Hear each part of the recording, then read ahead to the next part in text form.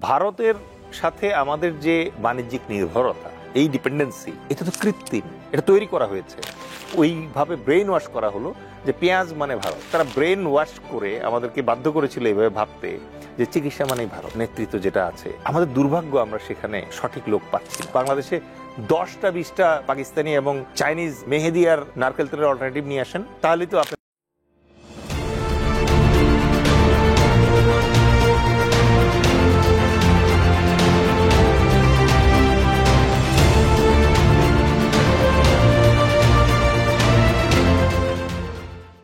এর আগে যেটা ভারতীয় মিডিয়া বা আমরা প্রপাগান্ডা করেছে যে ভারত থেকে আমাদের অনেক কিছু আমদানি করতে হয় খাদ্যদ্রব্য। এই ভারত নির্ভরতা মানে আসলেই কি ভারতের থেকে খাদ্যপণ্য না আসলে আমরা না খেয়ে মারা যাব? ধন্যবাদ। ভারতের সাথে আমাদের যে বাণিজ্যিক নির্ভরতা, এই ডিপেন্ডেন্সি, এটা তো কৃত্রিম, এটা তৈরি করা হয়েছে। এটা আবহমান কাল ধরে তো ছিল না।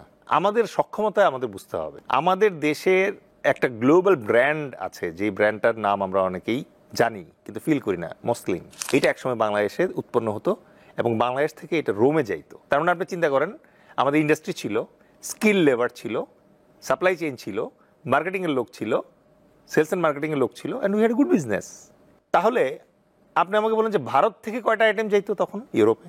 সো বাংলাদেশের মূল্যটা আগে বুঝতে হবে আমাদেরকে। যখন এই ভারতীয় উপমহাদেশে মুঘলরা রাজত্ব করতো, আওরঙ্গজেবের সময় গ্লোবাল জিডিপির 27% আসতে হচ্ছে এই মুঘলদের ভারত থেকে। আর সেই মুঘলদের ভারতে আওরঙ্গজেবের যে ছিল, সাম্রাজ্য ছিল, ওই সাম্রাজ্যের সবচেয়ে বেশি ট্যাক্স আসতো বাংলা থেকে, বাংলা সুবা। এবং এই বাংলা সুবা থেকে সবচেয়ে বেশি ট্যাক্স যেত বলে এই বাংলা সুবাকে আদর করে তারা বলতো জান্নাতাবাদ। ইভেন ব্রিটিশরা যখন আমাদের দেশে কলোনাইজ করে, তখন ব্রিটিশ হিস্ট্রিতেও, এটা কলোনিয়াল হিস্ট্রিতে এটা লেখা আছে যে the most tax payer state was Bengal. So আমরা হঠাৎ করে ভারত নির্ভর হয়ে গেলাম কিভাবে? পৃথিবী থেকে একমাত্র ভারতেই পেঁয়াজ উৎপন্ন হয়, তা তো না। কিন্তু আমাদেরকে আস্তে আস্তে ওইভাবে ব্রেন ওয়াশ করা হলো যে পেঁয়াজ মানে ভারত। আজকে যখন কুনমিংয়ে হাসপাতাল করার সিদ্ধান্ত হয়েছে, তখন ভারতীয় দাদাদের এত কষ্ট হচ্ছে কেন? কারণ তারা ব্রেন ওয়াশ করে আমাদেরকে বাধ্য করেছিল এইভাবে ভাবতে যে চিকিৎসা মানেই ভারত, উন্নত চিকিৎসা মানেই ভারতে যেতে হবে, আর কোনো অপশন নেই আমাদের। এবং তারা খুব পরিকল্পিতভাবে বাংলাদেশের ডাক্তার সম্প্রদায় যেটা আছে, তাদের শিক্ষা, তাদের সার্টিফিকেশন, সব জায়গায় তারা একটা ব্যাপক দুর্নীতিকে প্রশ্রয় দিয়েছে এবং তাদের রয়ের মাধ্যমে প্রথিত করেছে যেন বাংলাদেশের নিজস্ব চিকিৎসা ব্যবস্থাটা শক্তিশালীভাবে গড়ে না ওঠে। সো এই যে নির্ভরতার কথা আপনি বললেন, এই নির্ভরতা পুরোটাই তারা ভারতে করেছে। বাংলাদেশি পেশেন্ট যে ভারতে যাবে এবং কেউ কেউ যদি চিকিৎসা করতে, ভারতে একটা হাসপাতাল এখানে করা হয়েছে। ইয়েস। সো এই যে নির্ভরতা, এটা তো কৃত্রিম নির্ভরতা, এবং এই কৃত্রিম নির্ভরতার সৃষ্টি করা হয়েছে অত্যন্ত জঘন্য দুর্নীতিপরায়ণ পলিটিশিয়ানদের মাধ্যমে, রাজনীতিবিদদের মাধ্যমে। এই জন্যই আমি সবসময় বলি যে আমাদের নেতৃত্ব এবং রাজনৈতিক নেতৃত্ব যেটা আছে, আমাদের দুর্ভাগ্য আমরা সেখানে সঠিক লোক পাচ্ছি না। আজকে গত 6 মাস ধরে ডক্টর ইউনূসের তত্ত্বাবধানে যে অন্তর্বর্তীকালীন সরকার আছেন, আমি তো এখন পর্যন্ত কারো দুর্নীতির কোনো অভিযোগ পাইনি। তাদের অদক্ষতা থাকতে পারে, কারণ তারা পেশাদার ব্যুরোক্রেট না, তারা পেশাদার পলিটিশিয়ানও না, তারা বিভিন্ন ওয়াক অফ লাইফ থেকে এসছেন এই জায়গায়, কিন্তু তাদের বিরুদ্ধে দুর্নীতির অভিযোগ তো কেউ করতে পারেনি এখনো। তার মানে কি? তার মানে if the top man is honest and if the top man is sincere, তাহলে আসলে তার টিমের বাকি যারা আছে তাদের পক্ষে টাল্টিবাল্টি করার সুযোগ নেই। সো ভারত যেটা করেছে, আমাদের টপ ম্যানদেরকে কিনে ফেলেছে, আমাদের টপ ম্যানদেরকে করাপ্ট করেছে। তারা হানি ট্র্যাপ দিয়ে, এই দিয়ে, ওই দিয়ে, এখানে এই সম্পদ দিবে, ওই জিনিস দিয়ে, ওয়ান বাই ওয়ান আমাদের টপ পলিটিশিয়ান যারা আছে তাদের সবাইকে তারা তাদের যে স্বার্থ আছে সেই স্বার্থের সাথে অ্যালাইন করে ফেলেছে। শুধুমাত্র আমি রাজনৈতিক নেতৃত্বের কথা বলবো না, আপনি অসংখ্য ফিফথ কলামিস্ট এখন দেখতে পাচ্ছেন যারা শুধুমাত্র রাজনীতি নয়, সাংস্কৃতিক অঙ্গনে, ব্যবসায়িক অঙ্গনে, সব জায়গায় ছিল, সামরিক অঙ্গনে। সুতরাং ওদের কারণেই এই নির্ভরতা সৃষ্টি হয়েছে। আদতে এই নির্ভরতা থাকবে না। আজকে যখন আমরা আমাদের ট্রেড রিলেশনশিপ চায়নার সাথে রিভাইভ করছি, পাকিস্তানের সাথে রিভাইভ করছি, ইউরোপিয়ান ইউনিয়ন কান্ট্রির সাথে রিভাইভ করছি, টার্কির সাথে রিভাইভ করছি, ইভেন আপনি দেখেন যে জাস্ট ট্রাম্প ক্ষমতা দখলের প্রেসিডেন্ট হওয়ার অব্যবহিত পরপরই ইভেন একটা আমেরিকান কোম্পানির সাথে আমাদের এলএনজি চুক্তি হচ্ছে। এগুলো সব কোথায় ছিল একদিন? আমরা কয়লা কিনলে ইন্ডিয়া, পেঁয়াজ কিনলে ইন্ডিয়া, বাজার করলে ইন্ডিয়া, তেল কিনলে ইন্ডিয়া। আজকে আপনি বাংলাদেশে 10টা 20টা পাকিস্তানি এবং চাইনিজ মেহেদি আর নারকেল তেলের অল্টারনেটিভ নিয়ে আসেন, তাহলেই তো আপনি দেখেন যে মার্কেট চেঞ্জ হতে শুরু করে। সো ডিপেন্ডেন্সি তো কৃত্রিম, তো এটা অবশ্যই আমরা এটা চাইলে এটা ওভারকাম করতে পারি। মানে ডিপেন্ডেন্সিটা এবং এক ধরনের বয়ান তৈরি করা হয়েছে যে ভারত থেকে পেঁয়াজ না আসলে আমরা পেঁয়াজ খেতে পারবো না, এরকম আর কি। অনেকটা তাই। আমরা আরেকটা বিষয়, আপনি বিভিন্ন সময় বিভিন্ন জায়গায় বক্তব্যে ভারতকে উলফ ল্যান্ড হিসেবে বলতে পছন্দ করেন। আসলে উলফ ল্যান্ডটা কি, আর ভারতকে কেন উলফ ল্যান্ড বলেন? আমি 20 বছর আর্মিতে ছিলাম। সো আর্মিতে যখন মিলিটারি এক্সারসাইজ হয়, তখন মিলিটারি এক্সারসাইজে তো একটা এনিমি আপনাকে কল্পনা করে নিতে হবে। তো আমরা অলরেডি আলোচনা করেছি যে বাংলাদেশের ভৌগোলিক বাস্তবতা এনিমিকে, সো এনিমিকে আমরা কোড নেম হিসেবে উলফ ল্যান্ড বলি। সো সেই প্রেক্ষিতে আমি এই শব্দটা ব্যবহার করি, কারণ এটার আরেকটা কারণ আছে, সেটা হচ্ছে যে এখনকার সার্চ ইঞ্জিন অপটিমাইজেশন টেকনিকের কারণে বিভিন্ন ধরনের ব্যারিয়ার আছে। আপনি স্পেসিফিক নাম নিতে গেলে ওই নামটা দেখবেন যে বিভিন্ন ব্যারিয়ারের কারণে আটকে যায়, সো আপনার রিচ কমে যায়। So you have a alternative name like Wolfland and then পারপাসটা সার্ভ করছে। এবং অনেকেই বলে যে বাংলাদেশের প্রথম যে মিলিটারি ট্রেনিং ম্যানুয়াল যার করা এবং এক্সারসাইজ ম্যানুয়ালগুলো যার করা, তিনি ছিলেন শহীদ প্রেসিডেন্ট জিয়াউর রহমান, এবং উনি একই সাথে অত্যন্ত চৌকস একজন সামরিক প্রশিক্ষক ছিলেন। He was a military trainer and instructor. এবং অনেকেই এটা জানে যে বাংলাদেশ এবং পাকিস্তান আলাদা হওয়ার আগে পাকিস্তান সেনাবাহিনীর অফিসারদের ট্রেনার ছিলেন উনি কাকুল মিলিটারি একাডেমিতে। সো উনি যখন প্রথম বাংলাদেশ আর্মির জন্য ট্রেনিং ম্যানুয়াল তৈরি করেন এবং ট্রেনিং এক্সারসাইজের এই জিনিসগুলো প্রচলন করেন, maybe he is the first man who use the word Wolfland. সেখান থেকে এটা চলে আসতেছে। This is not concrete, but rationally তাই বিলিভ করে অনেকে। বাংলাদেশ আর্মি পৃথিবীর হাতে গোনা কয়েকটা আর্মির একটা আর্মি, যেই আর্মি আগে সংগঠিত হয়েছে, যুদ্ধ করেছে এবং নিজের দেশ স্বাধীন করেছে। সুতরাং আপনি যদি গাণিতিকভাবে বলার চেষ্টা করেন, বাংলাদেশ আর্মি কিন্তু এখনো কোনো যুদ্ধে হারেনি, একটা যুদ্ধে জিতেছে। In comparison to India, already চায়নার সাথে হারছে, পাকিস্তানের সাথে হারছে। So we are not going to that comparison. মানে আমরা এখানে অ্যাপেল টু অ্যাপেল কম্পারিজনে যাব না। বাট আপনি যেটা বলেছেন এটা বাংলাদেশের জন্য একটা বাস্তবতা, এবং এটা পুরো বিশ্বের জন্য একটা বাস্তবতা। আমাদের মতো কান্ট্রিগুলোকে বলে স্মল স্টেট বা ছোট রাষ্ট্র, ক্ষুদ্র রাষ্ট্র। সো স্মল স্টেট এই স্টাইলেই ফায়ার করে, এই স্টাইলে ফাইট করে। এটাকে বলে অ্যাসিমেট্রিক ওয়ারফেয়ার। মানে আপনি যদি কখনো আক্রান্ত হন, তখন শুধুমাত্র আপনার 1-2 লাখের সেনাবাহিনী যুদ্ধ করবে না, সাথে সাথে পুরো দেশের জনগণ ঝাঁপিয়ে পড়বে যুদ্ধে। 1971 সালে এটাই আমাদের একটা এক্সাম্পল। মাত্র 53 বছর আগে আমরা একটা যুদ্ধ করে আমাদের নিজেদের দেশ স্বাধীন করেছি।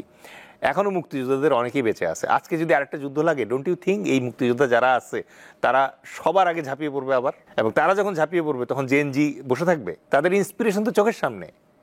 আচ্ছা, যেটা করা হয়নি, অফকোর্স আমাদের প্রায় 6.5 লাখের মতো প্যারামিলিটারি ফোর্স আছে, এই যে আনসার, ভিডিপি, এদের মাধ্যমে বিএনসিসি, স্কাউটস, এটা আছে। বাট অ্যাগেইন অনেকে বিলিভ করে যে ইন্ডিয়ান হেজিমনি এখন যে পর্যায়ে পৌঁছেছে, প্রথমত তারা 5ই আগস্টের পর যেটা করার চেষ্টা করেছিল, মিডিয়া প্রপাগান্ডা। সো আমরা আজকে একটা মিডিয়া হাউসে বসে আছি। We understand the strength of media. Media কিভাবে মানুষের মননে এবং ওভারঅল মানসিকতায় প্রচ্ছন্ন প্রভাব ফেলতে পারে। সুতরাং ইন্ডিয়া প্রথমে ভেবেছিল যে তাদের পশ্চিমবঙ্গের কিছু মিডিয়া দিয়ে বাংলাদেশবাসীর মনোবল ধ্বংস করে দিবে, ঐক্য নষ্ট করবে এবং শেখ হাসিনাকে প্রত্যাবর্তনের একটা রাস্তা করে দিবে। That project field. দেন তারা কি দিয়ে চেষ্টা করলো?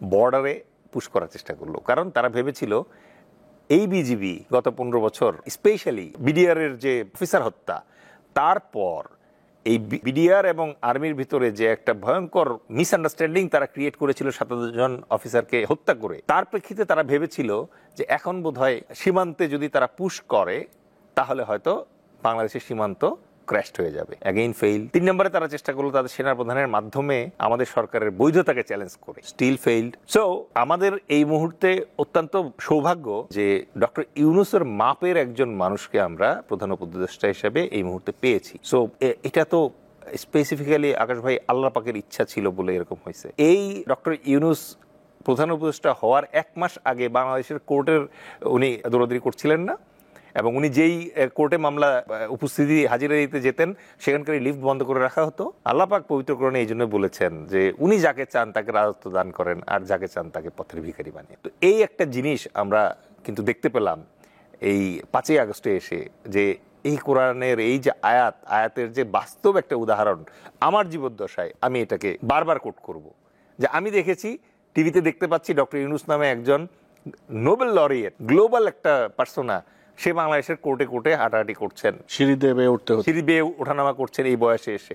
আর এই লোকটাই এক সপ্তাহের ব্যবধানে বাংলাদেশের প্রধান উপদেষ্টা। সো আমাদের এই কোরআনের যে বাণী আছে এটা আমরা সত্য প্রতিফলন দেখলাম। আরেকটা ঘটনা দেখলাম গতকাল, সেটা হচ্ছে বেগম খালেদা জিয়াকে যখন তার সেই পুরাতন স্মৃতি বিজড়িত বাড়ি থেকে যখন উচ্ছেদ করা হলো, তখন মিডিয়ার সামনে এসে উনি কান্নাকাটি করছেন, তার চোখে পানি ছিল এবং উনি আল্লাহর কাছে বিচার দিয়েছিলেন। আমাদের জীবদ্দশাতেই গতকালকে আমরা দেখলাম যে তার বাড়ি থেকে তাকে উচ্ছেদ করেছিল, তার বাড়ি আজকে আবাবিল পাখির মতো শত শত হাজার হাজার ছাত্র জনতা এসে গুড়িয়ে দিয়ে গেল।